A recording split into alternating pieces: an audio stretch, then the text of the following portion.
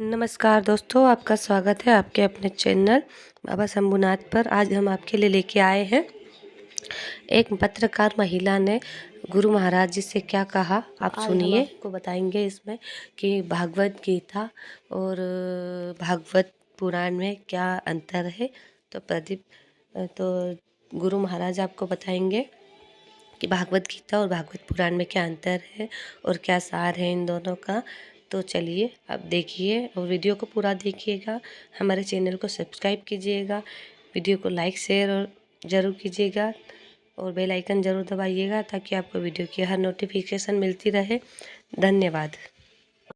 हमारे चैनल के माध्यम से हम धर्म का प्रचार प्रसार करते रहते हैं। आपके सामने तो हमारा चैनल मतलब छोटी सी कोशिश कर रहा है, लेकिन हमारे चैनल पे कई लोगों के कई तरह के प्रश्न आते हैं धर्म से जुड़े हुए। तो उन्हीं प्रश्नों को मैं आपके सामने रखना चाहती हूँ और ये चाहती हूँ कि आपकी तो भागवत गीता सुनते ही रहते हैं और लोग हमारे चैनल के माध्यम से भी जो उनके प्रश्न हैं आप उनका जवाब दीजिए। तो महाराज जी, बहुत सारे लोगों का हमारा यह प्रश्न था हमारे चैनल पे। उनका कहना है कि भगवत गीता और भागवत पुराण में क्या अंतर होता है। लोगों को लगता है ये दोनों चीजें एक ही हैं, तो इसको आप विस्तार से समझाइए।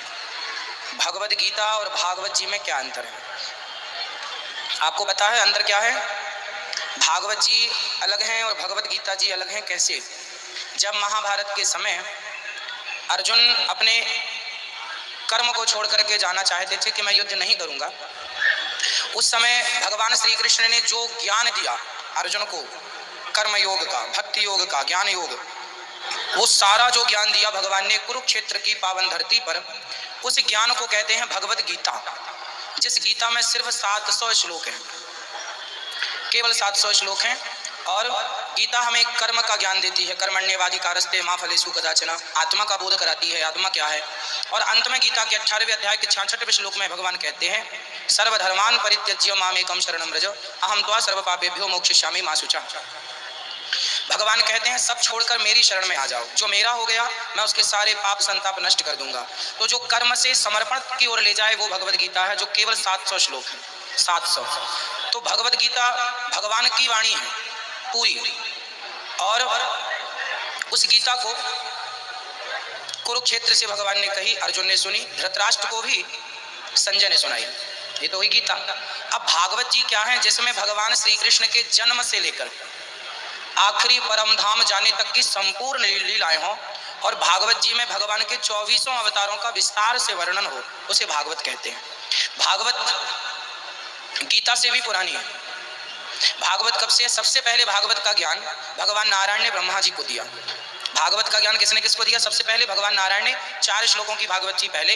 तो 4 श्लोक में अहमेवासमेवाग्रे नान्यदियत् सदसत् परम पश्चादहं यदेतच्चयोवशिष्येत सोऽस्म्यहं ऋतेर्थं यत् प्रतीयत अनाप्रतीयत चात्मनि तद्विद्यादात्मनो मायां यथा भासो यथा तमः यथा महान्ति भूतानि इत्यादि 4 श्लोक दे करके।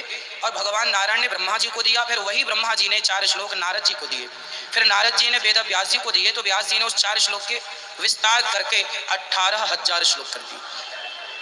और वही भागवत सुखदेव जी को पढ़ाया व्यास जी ने अपने पुत्र सुखदेव भगवान को, जिन्होंने राजा परीक्षित को श्राप लगने पर, राजा परीक्षित कौन है? अभिमन्यु पुत्र। अभिमन्यु कौन है? अर्जुन पुत्र। तो अभिमन्यु पुत्र परीक्षित को जब 7 दिन में श्राप लगा कि 7 दिन में आप मर जाएंगे, इति लंघित मर्यादम तक्षकः सप्तमे हनि, तब परीक्षित को अपने कल्याण का कोई साधन नजर नहीं आया। तब सुखदेव भगवान ने राजा परीक्षित के कल्याण के लिए भागवत सुनाई, वो भागवत है। तो ये भागवत भगवान नारायण से ब्रह्मा जी, ब्रह्मा जी से नारद जी, नारद जी से व्यास जी, और व्यास जी से सुखदेव भगवान, और सुखदेव भगवान से परीक्षित, और परीक्षित से हम सब तक ये भागवत आई। और गीता भगवान ने अर्जुन को सुनाई।